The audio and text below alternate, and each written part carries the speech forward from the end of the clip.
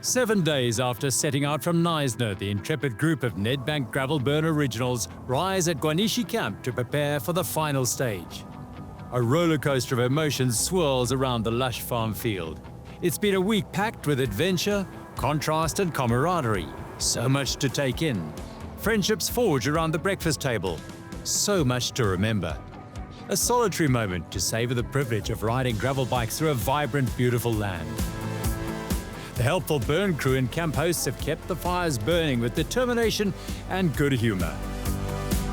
One of life's great inventions, the bicycle, has enabled 500 like-minded men and women from all corners of the globe to tackle a unique journey that will live with them for many years. Through the rain, the sun, the wind and the pain, they've risen again, lit the flame one more time to take it all the way to Shamwari. Before focusing on Stage 7, a quick reflection on a dramatic Day 6. The riders awoke at Merino camp before dawn to ferociously strong winds and rain, conditions that were deemed dangerous and necessitated a brief initial evacuation to a safe zone in the burn camp. This is beautiful! The Queen stage of 144 kilometers did start, but under neutralization till the first Putztal at 50 kilometers. After the Taka-Buerta climb at 35 kilometers, the fickle conditions and gusting winds picked up again. Unfortunately, Swiss XCO star André Frischnecht, who had finished second on Stage 1, crashed in the extreme crosswinds and had to be taken to hospital with concussion and a shoulder injury. In the wake of that incident and the continued high winds, a number of the top professionals put in a request to the race commissaire at the first Putztal, and it was decided to neutralize the entire stage. When racing in the remote South African wilderness, conditions can and often are unpredictable, and this type of adventurous event is at the mercy of the weather. Riders woke up to gale force winds, and in fact we had to evacuate the riders to an area of safety. Eventually when the rain came, the wind died down and we were able to start an hour delayed, and we chose to neutralize the first stage of the race up until the first water point. At that point, the winds were still blowing, and there was a discussion between the race officials, the commissaire, and in fact the leading riders that agreed it would not be safe to actually race with a tailwind into probably the most treacherous and tricky rocky descents in the entire course. So the stage was neutralized and riders effectively rode within themselves and didn't race in the descents into the Gwanishi burn camp. We feel vindicated that we in fact did make the right decision, and we can look forward to a final day of racing tomorrow. Once the decision was made, the riders continued on the route to the finish at the next burn camp, covering close on 95 kilometers through the remaining section of the Karoo and Bushveld and on to the Gwanishi camp, arriving tired but relieved to complete the stage that, even without racing, lived up to its billing as the Queen stage. It had the complete package of rugged, dramatic landscapes, rough terrain and 4 seasons in one day. It's never easy to neutralize a stage, but in this instance, it was certainly the right decision. The men's GC is so tight, 33 seconds is all that separates Matt Beers and Simon Pello, and things could change below them, just 5 minutes separating Hugo Dreschu in third from Travis Stedman in sixth. It's going to be a thrilling race to Shamwari. Ashley Montpassio appears poised to write her name into gravel racing folklore with a 4-minute and 20-second lead over Melissa Rollins. Eddie Preen is breathing down the American's neck, and she's motivated to become the first South African woman to win a stage. We have reached the final chapter of the inaugural Nedbank gravel burn as the route completes the transition from the forests of Neisner through the arid interior of the Karoo to the big game territory of Shamwari Private Game Reserve. 111 kilometers is no procession, especially with 6 days and 684 kilometers in the legs. Fisher's Bluff is the early challenge. Thereafter, the jagged, sawtooth profile will ensure that every rider's bespoke finisher's medal is hard-earned and richly deserved as they arrive at Shamwari Private Game Reserve as true heroes of the first Nedbank gravel burn. Gwanishi Burn Camp in the heart of the dairy farming region of the Fish River Valley was the departure point for Stage 7 of the Nedbank Gravel Burn. With the general classification in both the men's and women's races still wide open, there was an air of tension and excitement on the start line. Yeah, it's the final day, so I'm trying to get onto the podium. I'm only 30 seconds off the podium, and I think it should be an exciting stage. it's been a great adventure. It's been wild. Now we're going to be going into a game reserve, so hopefully we see some game as well. So yeah, really looking forward to today. Hi, I'm Charlie, sitting third on GC with Lucas Baum. He always go full gas on the stage. He will for sure. He did a nice strategy.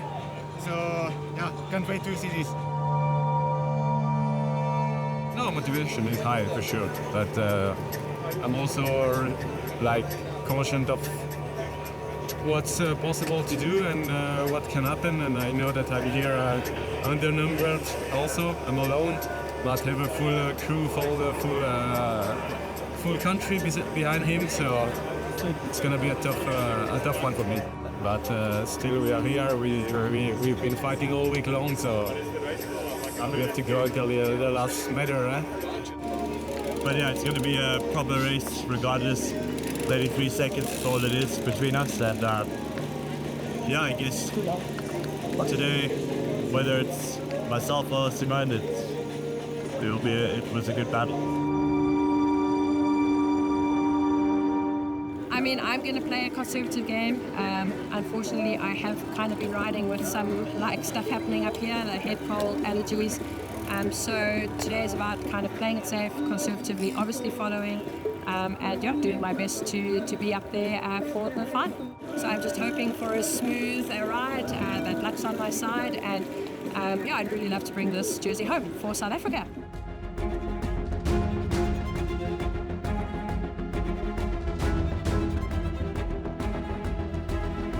There was the very real prospect of both the men's and women's fire starter trophies being won by homegrown talent. But 111 kilometres over unrelenting rough Eastern Cape bush terrain carries all manner of potential dangers that could scupper the hopes of any rider, leader or not. The stakes were high.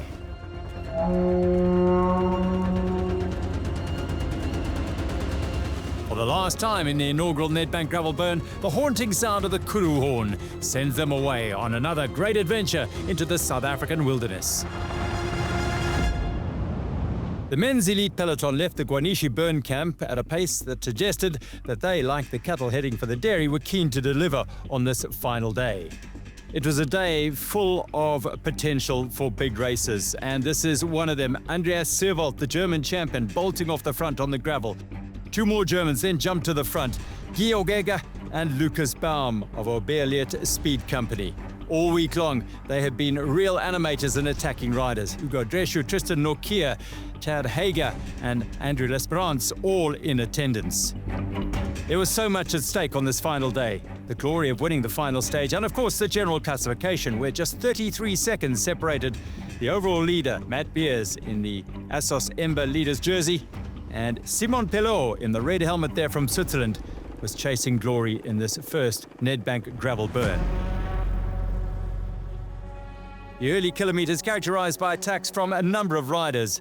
Lucas Baum, Alistair Brownlee, the double Olympic triathlon champion.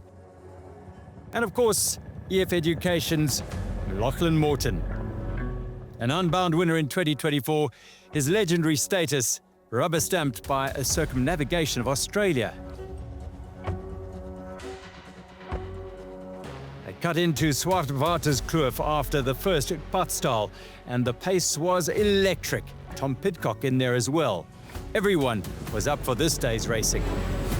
3 water crossings caused 1 or 2 riders to lose position. One of them was Simon Pelot. He daren't get too far away from the Ember leader's jersey of Matt Beers. He needed to be right on his wheel, and for a while he wasn't, but made his way to the front of the group at high speed. The intensity of the racing was unbelievable. Lucas Postelberger, always an animator this week, was once again at the forefront. Despite the electric pace, the group pretty much all together. Postelberger with Ugo Dreschu never far from the front. The first of a number of casualties is a frustrating day for Andreas Seewald. A drop chain. He, along with Georg Egger, Alistair Brownlee, and then Tom Pidcock, all suffered punctures. Their hopes of winning the stage gone. Frustration for Seewald, after a very strong week. He finished second to Pidcock on stage number 5. Namibia's champion Alex Midder, looking for a place to shine, well, he attacked out of the river and put the pedal down. And going with him was Johan van Zyl from the Toyota Specialized team and Lucas Postelberger. Meanwhile, the general classification group content to bide their time. Van Zyl digging deep to bridge across to Postelberger.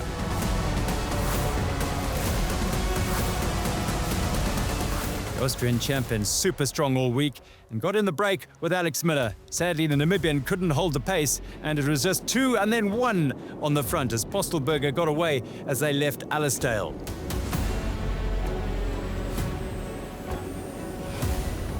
After on the front this week, the Austrian champion and former Giro d'Italia stage winner wanted to seal the week with a stage win at Shamwari.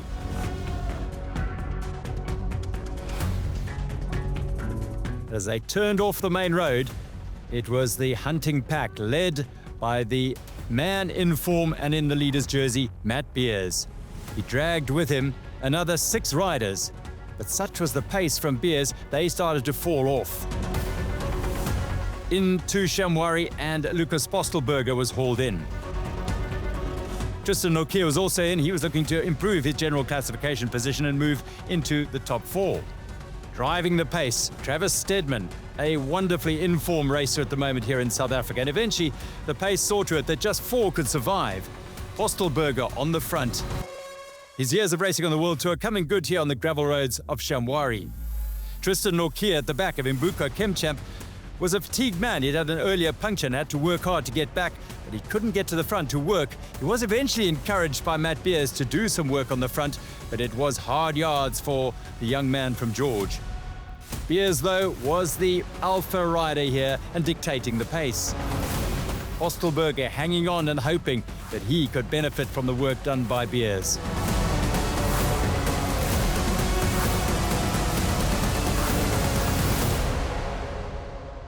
Back into the Shamwari private game reserve. It was just 10 kilometers to go, and one of these 4 would win the stage.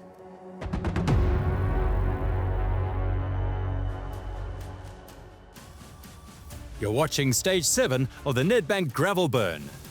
Kilometers whipping by, and drama in the top 4, the Nedbank Gravel Burn's final stage, as Lucas Postelberger, the Austrian, drops down with a drop chain, leaving 3 and then 2 as Tristan Nokia blows within sight of the finish line.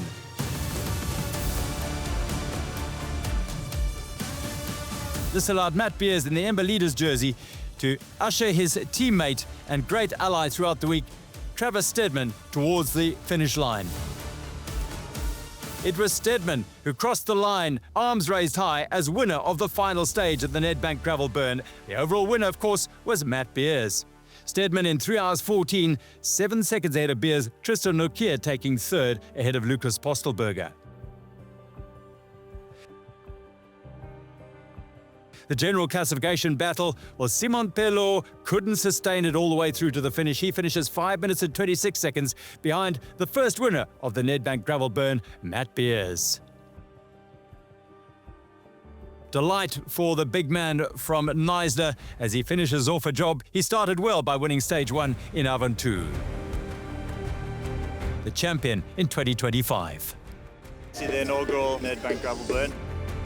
It lived up to its reputation. It's tough, it's rough. I'm glad the racing could be full gas today. It was a really nice route. This type of terrain is what really makes racing exciting, just like proper fast rolling, tactical. And yeah, I'm glad I just had proper legs today. Yeah, hopefully it grows to be a huge event in the future, and then when I'm old and fat, I can say that I won the first one.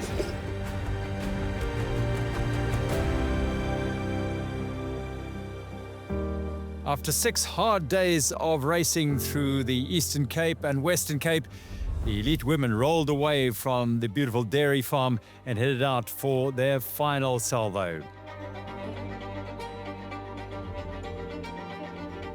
Neutral on the N10 it was, a chance to warm up the legs.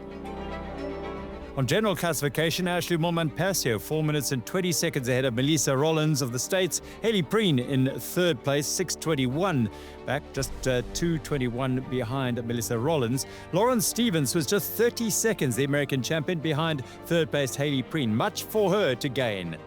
Axelle Dubau-Prévot, fifth overall, 8:54 down for the former leader of the race. She won the first two and the fifth stage of the race after conceding over 10 minutes on stage 4. Through the Swartwaterskloof, a couple of river crossings, all the riders showing wonderful skill to get through, no problem at all.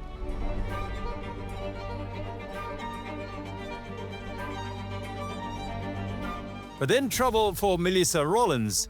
Second place overall, and stopping with her, Axelle Dubau-Prévot. At this stage, Dubau-Prévot was content to wait for Rollins, thinking that she would not have any say in the overall, being over 8 minutes and 54 seconds behind the overall leader, Ashley Montman-Passio. Back in the main group, Axelle Dubau-Prévot was clearly feeling strong.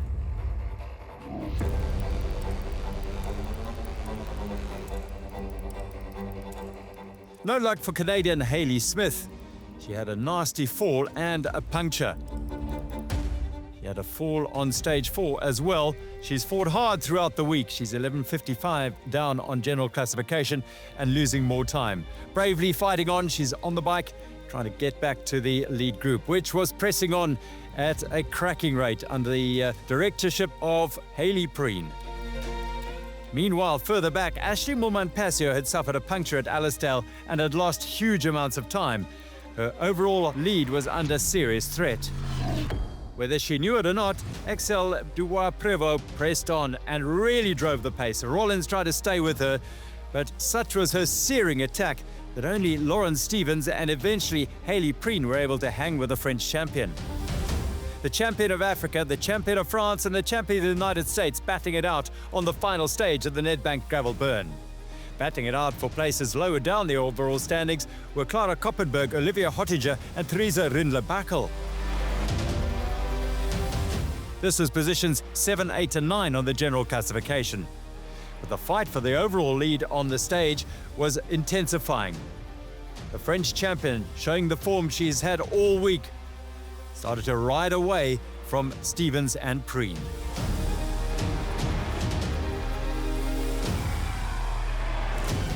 These two were fighting for third place on general classification. Stevens wanted to gain back 31 seconds, which would earn her a place on the podium. Preen desperate to hang on to that position, as on the road, the highest placed South African, because Montman-Passio was in distress further back.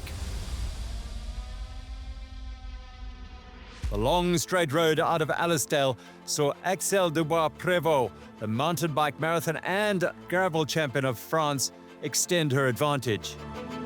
She entered the Proctor's Gates into Shamwari Private Game Reserve with a healthy lead. With every pedal stroke, she was increasing that not only on the chasers, Stevens and Preen, but also significantly on Ashley Montman-Passio. She was unaware that the Amber Leaders jersey was losing copious amounts of time out on the road. Axelle Dubau-Prévot needed to make up 8 minutes and 55 seconds, a tall order at the start of the day, but with the leader in trouble, it was becoming a reality as she closed in on the finish. Soloing, time trialing all the way to the finish, she was well clear of the fight for third place on general classification. Preen doing all she could to stave off the strong riding Lauren Stevens. The pair engaged in a little chat as they went through Shamwari Private Game Reserve, perhaps debating who should be doing the work on the front. The African champion on the front again, and Stevens continued to talk. Stevens won stage 3 into Blaarwater Camp in a sprint finish up the hill. Preen has yet to win a stage. But certainly a consolation would be third place on general classification. Riding into the stiff breeze through the main gates of Shamwari Private Game Reserve, just 5 kilometers from the finish, it was all there for Axelle Dubau-Prévot. The stage win was certainly there for the taking. Was it to be the overall as well?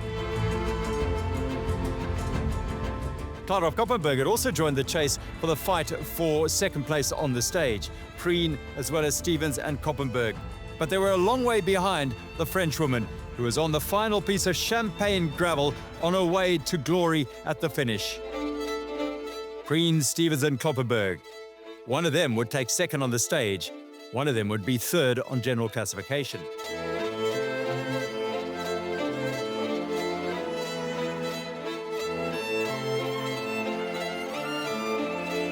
Meanwhile, it was glory for Axelle Dubau-Prévot as she stormed to victory, her fourth stage win of the Nedbank Gravel Burn in glorious fashion in 3 hours, 52 minutes and 40 seconds. Lauren Stevens would take second and Hayley Preen a second behind her for third place, Koppenberg in fourth. Axelle Dubau-Prévot duly took the overall win by 2 minutes and 7 seconds from Rollins as Ashley Mourman-Passio slipped down to fifth place, 10 minutes and 40 down. It was another chaotic day for everyone. I just went full gas from, I think, kilometers 70 to the finish line. I saw Hugo waiting for me. I thought I was out of GC now. So it was an amazing feeling. Kept fighting, and I thought, yeah, anything can happen. Yeah, I did it. Celebrations for all, but particularly for the overall winner, Axelle Dubau-Prévot. A tough day for the former leader, Ashley Mourman-Passio.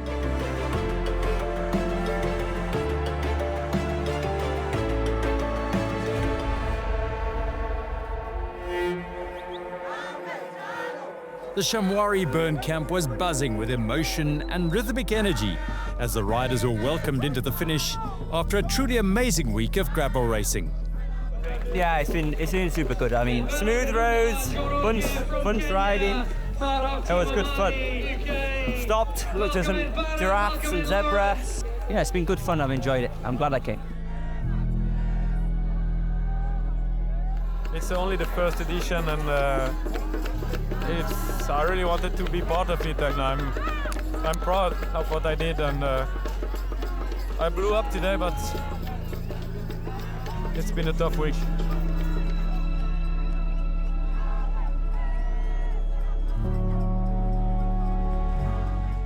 It was so fun to do a stage race on gravel. Like, I think so many of these ladies haven't done that before, or a stage race in general. And so it was just really neat to have that experience. Today was amazing champagne gravel, but yeah, the last 6 stage was very tough, and I didn't expect this. So yeah, it's a race to remember. I will come back for sure.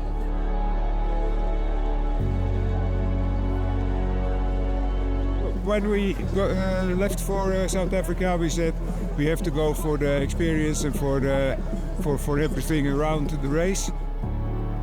Just to finish the last 30k there through the game reserve was amazing. We actually stopped off and saw zebras, giraffes, all kinds of animals. So really cool.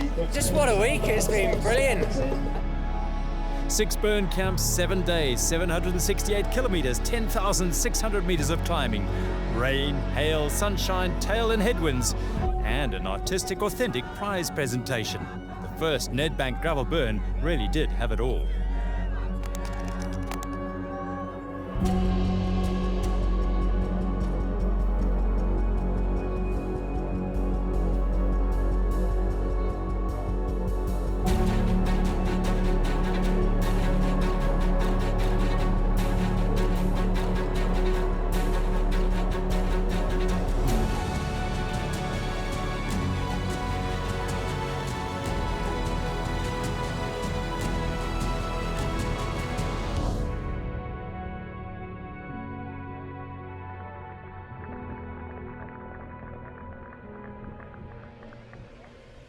Making a slice of gravel racing history, the top 3 women in third, South Africa's Hayley Preen, Melissa Rollins from the USA in second, and the winner, Axelle Dubau-Prévot of France.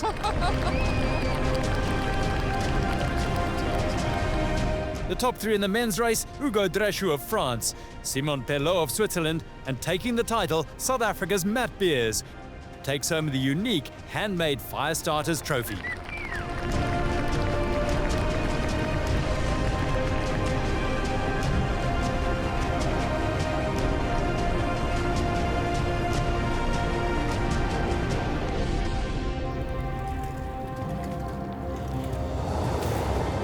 The inaugural Nedbank Gravel Burn will hold a place in the hearts and minds of all those who were part of a truly remarkable week. Racers and riders from multiple disciplines and countless countries produced fierce competition, showed great resilience, and dealt with pain and setbacks.